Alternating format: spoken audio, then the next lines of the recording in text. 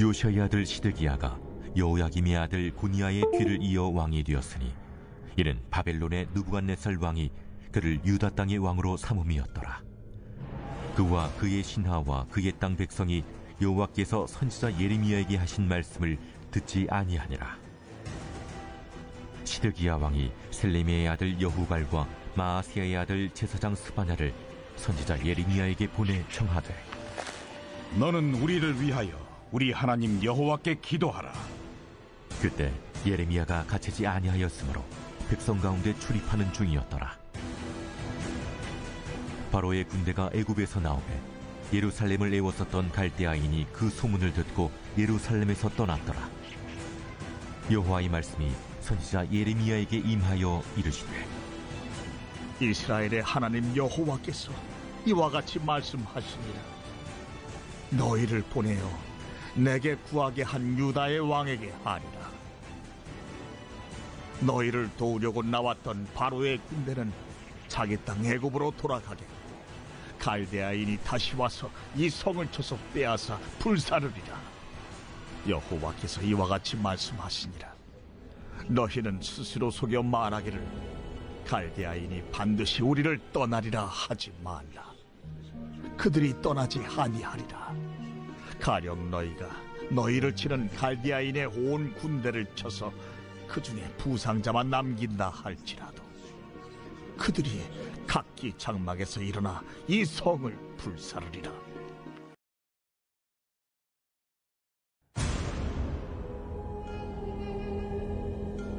요시아의 아들 시드기야가 여호야김의 아들 고니야의 뒤를 이어 왕이 되었으니 이는 바벨론의 느부갓네살 왕이 그를 유다 땅의 왕으로 삼음이었더라. 그와 그의 신하와 그의 땅 백성이 여호와께서 선지자 예레미야에게 하신 말씀을 듣지 아니하니라. 시드기야 왕이 셀레미의 아들 여후갈과 마아스야의 아들 제사장 스바냐를 선지자 예레미야에게 보내 청하되, 너는 우리를 위하여 우리 하나님 여호와께 기도하라. 그때 예레미야가 갇히지 아니하였으므로 백성 가운데 출입하는 중이었더라. 바로의 군대가 애굽에서 나오매 예루살렘을 애워쌌던 갈대아인이 그 소문을 듣고 예루살렘에서 떠났더라. 여호와의 말씀이 선지자 예레미야에게 임하여 이르시되, 이스라엘의 하나님 여호와께서 이와 같이 말씀하시니라. 너희를 보내어 내게 구하게 한 유다의 왕에게 하리라. 너희를 도우려고 나왔던 바로의 군대는 자기 땅 애굽으로 돌아가겠고 갈대아인이 다시 와서 이 성을 쳐서 빼앗아 불사르리라. 여호와께서 이와 같이 말씀하시니라. 너희는 스스로 속여 말하기를 갈대아인이 반드시 우리를 떠나리라 하지 말라. 그들이 떠나지 아니하리라. 가령 너희가 너희를 치는 갈대아인의 온 군대를 쳐서 그 중에 부상자만 남긴다 할지라도 그들이 각기 장막에서 일어나 이 성을 불사르리라. 사랑하는 화평가족 여러분, 주님께서 주시는 은혜의 하루를 시작하게 하셨습니다. 귀한 날 주님의 말씀으로 무장하고 하나님의 전신갑주를 입고서 승리하시는 귀한 오늘 하루가 되시기를 바라면서 9월 26일 토요일 예레미야서 37장 1절에서 10절의 말씀을 중심으로 해서 순종함이 없는 기도, 거듭되는 심판선언이라고 하는 제목의 말씀으로 함께 큐티 나눔을 하도록 하겠습니다. 이제 시드기야 왕이 등장합니다. 이 예레미야서나 다른 예언서들에서도 그런 경향들이 보이긴 하는데요. 이게 시간적으로 쭉 순서대로 가면 좋겠는데 나왔다가 들어갔다가 다시 또 과거로 돌아갔다가 다시 또 현재가 되고 하는 그런 과정들이 생깁니다. 그래서 그런 시간대적으로 뒤죽박죽하는 것들을 잘 따라오셔야 되는데 이제 오늘 본문에서는 시드기야에 대한 이야기가 나오게 되는 것이죠. 본문에서 첫 번째 함께 보시면서 그 내용을 좀 더 깊이 볼 수 있게 되기를 바랍니다. 기도를 요청하는 시드기야, 제가 읽겠습니다. 하느님 뜻을 따를 의향이 없으면서도 기도하는 것은 무의미합니다. 바벨론 왕 느부갓네살은 여호야김 왕의 아들 고니야를 잡아가고 시드기야를 꼭두각시 왕으로 세웠습니다. 시드기야 왕은 친애굽파의 의견을 듣고 반바벨론 정책을 폈습니다. 유다 왕과 신하들과 모든 백성은 바벨론 왕의 멍에를 매라는 하나님 말씀을 거부하고 그의 손에서 벗어나기를 바랬습니다. 애굽 군대가 바벨론의 남진을 막기 위해 올라오자 바벨론 군대가 예루살렘을 잠시 떠납니다. 이때 시드기야 왕은 예레미야에게 우리를 위하여 기도하라 라고 요청하며 하나님 뜻을 구합니다. 그러나 말씀에 순종함 없이 자신이 원하는 결과를 얻고자 기도를 요청하는 것은 무의미합니다. 기도에는 반드시 순종이 따라야 합니다. 시드기야가 기도를 요청하는 이 장면은 이런 것입니다. 나 믿지는 않을래. 하나님의 말씀을 듣지는 않을래. 그런데 기도는 해줘. 이런 생각인 것이죠. 하나님이 기뻐하지 않으시는 생각입니다. 본문 해설 마지막 부분에서 안내되고 있는 것처럼 아주 중요한 메시지죠. 기도에는 순종이 따라야 한다라는 것입니다.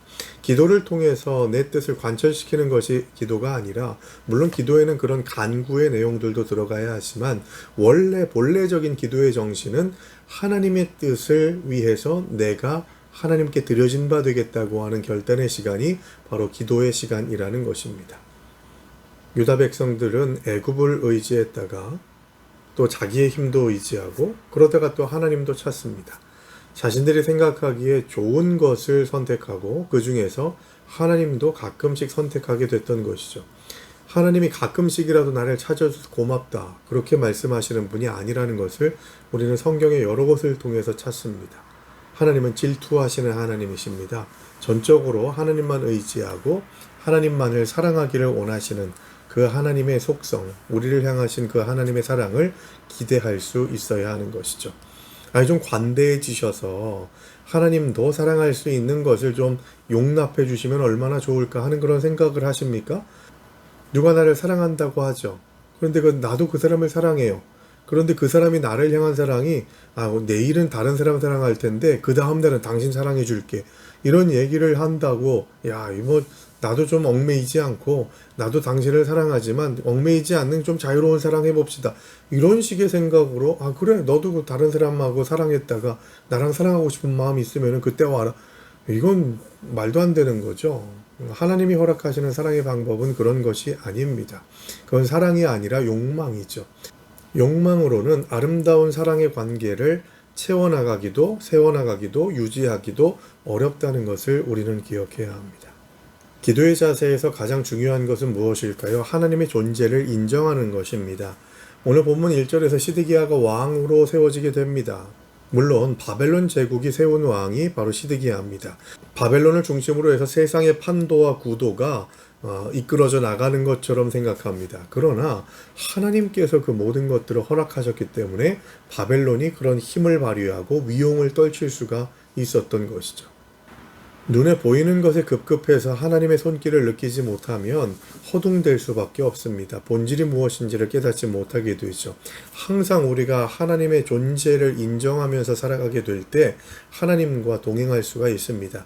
하나님을 잃어버리고 하나님의 뜻에서 벗어나게 되는 이유가 바로 여기 있는 것이죠. 하나님의 존재를 인정하지 않을 때 하나님을 향해서 드리는 기도도 온전할 수가 없는 것입니다. 이것이 바로 오늘 본문이 말씀하고 있는 핵심입니다. 시드기야가 예레미야에게 기도를 요청하는 그런 하나님을 믿는 신앙의 모습을 보이는 것 같아도 그것은 하나님을 믿는 믿음 안에서가 아니라 이것도 저것도 다른 방법도 활용해 보는데 하나님에 대한 방법도 좀 생각해 보고 한번 실현해 보자, 붙잡아 보자 하는 그런 생각 이상도 이하도 아니었던 것이죠. 시드기야 왕과 예루살렘의 주민들은 모두가 하나님의 말씀에는 관심이 없고 어디에 줄을 서야 할까 하는 그런 인간적인 생각들에 휩싸여서 하나님의 존재를 잃어버렸습니다. 그래서 그들의 기도 요청도 하나님이 기뻐하지 않으시는 모습으로 비춰질 수밖에 없었던 것이죠. 이미 선포된 하나님의 말씀을 거부하고 자신의 뜻을 관철시키기 위해서 기도를 요청하는 것은 하나님을 수단화하고 도구화하는 것밖에는 되지 않습니다. 이것을 우리는 기복신앙이라고 얘기하고 하나님의 존재를 지워버리는 그런 모습이라고 할 수밖에 없습니다. 우리의 기도는 어떻습니까? 하나님의 존재를 인정하지 않고 내 정욕과 내 뜻과 내 생각에 따라서 기도하며 간구하려고 하는 생각들을 가지고 있지는 않습니까? 하나님의 뜻을 뭉개버려서라도 내 뜻을 관철시켜야겠다고 하는 생각을 가지면서 하는 기도는 하나님께서 응답하시지 않으신다는 것을 기억해야 합니다. 그러므로 본문 해설처럼 순종함이 없는 기도는 하나님의 심판을 부를 수밖에 없고 계속되는 반복되는 심판의 선언이 이루어지는 이유가 하나님의 존재를 인정하지 않고 기도를 부탁하는 행위에서조차도 하나님의 존재를 인정하고 경외하는 마음이 아니라 자신의 안위를 위해서 자신의 뜻을 관철시키기 위해서 하나님도 수단화하는 이 시드기야의 모습은 교만의 극치라고 할 수가 있겠습니다. 이것을 반면교사로 삼으면서 우리가 혹시 시드기야와 같은 모습을 보이고 있진 않은지를 생각하면서 오늘 하루 흔들림 없이 하나님께서 기뻐하시는 신앙의 길을 걸어가실 수 있는 우리 화평가족들이 되어야 할 줄로 믿습니다. 두 번째 본문 해설 함께 보도록 하겠습니다. 잘못된 기대. 제가 읽습니다. 성도는 일시적인 상황에 속지 말고 하나님 뜻을 분별해야 합니다. 시드기야 왕은 애굽 군대가 그를 돕기 위해 출정하고 이에 바벨론 군대가 포위를 풀고 예루살렘에서 떠나갔다는 소식을 듣고 안심했습니다. 그러나 눈앞의 상황만 보고 문제가 다 해결되었다고 스스로를 속이는 것은 어리석은 일입니다. 하나님은 애굽 군대가 되돌아가고 바벨론 군대가 다시 예루살렘에 쳐들어와 성을 불사를 것이라고 말씀하십니다. 시드기야 왕은 자신의 방법으로 위기를 면하려 했지만 작정된 하나님의 심판을 피할 수는 없었습니다. 내 기대대로 일이 풀리는 듯 보여도 결국 하나님 뜻대로 이루어집니다. 그러므로 헛된 기대를 버리고 하나님께 굴복해야 합니다. 예루살렘이 바벨론에 의해서 지배를 당하게 되는 것은 좋은 것이 아니었죠. 그러나 인간적인 입장에서 봤을 때에는 여호야김 같이 친애굽 정책을 펼치면서 하나님께서 바벨론에 굴복하라라고 하는 그런 메시지를 전해야 하는 예레미야의 입장에서는 여호야김 시대에 대단히 강력하고 적극적인 박해의 상황보다도 시드기야의 통치의 기간이 오히려 더 지내기가 편하고 말씀을 전하는 선지자로서의 사명을 감당하는 데에는 오히려 더 편안한 그런 상태였다고 할 수가 있겠습니다. 그러나 얼마 지나지 않아서 시드기야 왕은 친애굽 정책을 다시 펴게 됩니다. 바벨론 제국의 힘으로 세워진 왕이었지만 다시 또 애굽을 벗삼아서 거기에 힘을 보태달라고 요청하면서 애굽 군대가 다시 예루살렘으로 올라온다고 하는 소식을 듣게 되고 잠시 동안 오늘 본문에서 나옵니다만 바벨론 군대가 애굽 군대를 피해서 예루살렘의 병력을 빼게 되는 그런 일들을 경험하게 되죠. 그 모습을 보면서 이 남왕국 유다와 시드기야는 더 구체적으로 친애굽적인 정책을 펴게 됩니다. 그러나 그런 상황에서 잠깐 동안 그런 여건들이 좀 바뀌었다고 해서 야 이제는 끝났구나, 이제는 예레미야가 한 말이 거짓말이라는 것이 판명됐구나 라고 하는 그런 생각을 가지고서 편안하게 살고 싶었을지 모르겠지만 하나님의 말씀은 다시 선포됩니다. 너희가 바벨론의 군대를 부상자를 많이 만들어서 이긴다 해도 그들이 다시 쳐들어와서 너희를 불태울 것이다, 무너지게 할 것이다 라고 하는 것을 말씀하는 것이죠. 그래서 그 역사적인 상황을 보게 되면 진짜로 다시 바벨론 군대가 재정비를 해서 애굽을 물리치고 패권을 다시 장악하면서 시드기야 왕은 끌려가게 되고 나라는 멸망을 당하게 되는 그런 일들이 미래에 나타나게 되는 것을 보게 됩니다. 여러분은 오늘의 본문 말씀을 통해서 우리가 예레미야의 상황에 좀 감정이입을 했으면 좋겠습니다. 여호야김 시대에 정말 박해가 심해서 계속 갇히고 쫓겨다니고 하는 그런 일들을 감당하다가 시드기야가 이제 바벨론의 왕에 의해서 세워지게 되고 그래서 좀 더 편안한 가운데에서 말씀을 전하게 되는 그런 여건이 조성되죠. 그러다가 다시 또 시드기야가 친애굽 정책을 펴게 되고 또다시 박해가 일어나게 되는 그런 예레미야의 상황을 우리는 목도하게 됩니다. 여기에서 주목해야 될 것은 예레미야의 상황이나 여건에 어떻게 반응하는가를 우리가 확인해야 된다는 겁니다. 말씀을 전할 상황이 좀 더 좋아졌건 더 어려워졌건 박해를 받건 아니면은 좀 편안하게 지내건 그 어떤 상황에서도 하나님의 말씀을 선포하겠다고 하는 결단과 다짐은 흐트러지지 않더라는 것입니다. 다시 박해를 당하고 다시 편안해지고 또다시 박해를 당하는 상황이 온다고 해서 그 말씀을 전할지 말지를 바로 인간적인 상황의 유불리를 통해서 결정하는 것이 예레미야의 선택이 아니라는 것을 스스로 고백하고 있는 예레미야의 결단을 우리는 닮아가야 하는 것이죠. 이것이 바로 신앙인의 모습입니다. 하나님은 어떠한 상황에서도 우리를 믿음의 길로 걸어가게 하시고 하나님의 도구로 사용되기를 원하시는 분이라는 것을 우리는 잊어서는 안 되는 것입니다. 예수님이 제자들에게 기도를 가르치실 때에 요한복음 15장 7절의 말씀, 이런 말씀입니다. 너희가 내 안에 거하고 내 말이 너희 안에 거하면 무엇이든지 원하는 대로 구하라. 그리하면 이루리라 라고 말씀합니다. 우리는 뒤에 부분만 똑대서 무엇이든지 구하라 그러면 이루리라 라고 하는 이 말씀만을 생각하고 사모합니다. 그런데 그 앞에 전제되어 있는 말씀이 더 중요한 거예요. 너희가 내 안에 거하고 내 말이, 그러니까 하나님의 말씀이 너희 안에 거하면, 이게 선행되어야만 무엇이든지 구하라 그리하면 이루리라 라고 하는 말씀이 실현될 수가 있는 것입니다.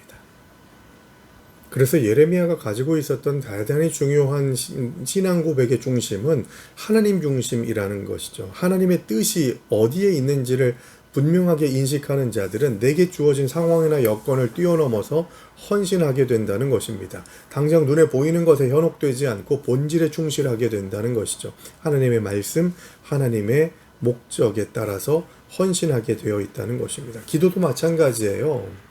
기도도 바로 내가 내 뜻을 하나님께 간철시키기 위해서 기도하는 것이 아니라고 했죠. 내가 하나님께 도구가 되겠다고, 하나님의 뜻을 위해서 내가 내 삶이 하나님의 도구가 되길 원합니다 라고 하는 고백이 바로 기도의 가장 중요한 핵심적인 정신입니다. 예수님께서 십자가를 지시기 전에 겟세마네 동산에서 이렇게 말씀하시죠. 내 원대로 마옵시고 아버지의 뜻대로 이루어지기를 원합니다. 아버지의 원대로 되기를 원하나이다 라고 하는 말씀으로 기도합니다. 그러니까 기도의 핵심은 아버지의 원대로 되는 것임을 우리는 고백해야 합니다. 기도는 하나님의 뜻을 묻고 하나님의 계획하심을 깨달아서 내 욕심을 버리는 것이 바로 기도입니다. 그래서 더 우리가 기도의 정신에 부합되게 헌신할 수 있어야 하는 것이죠.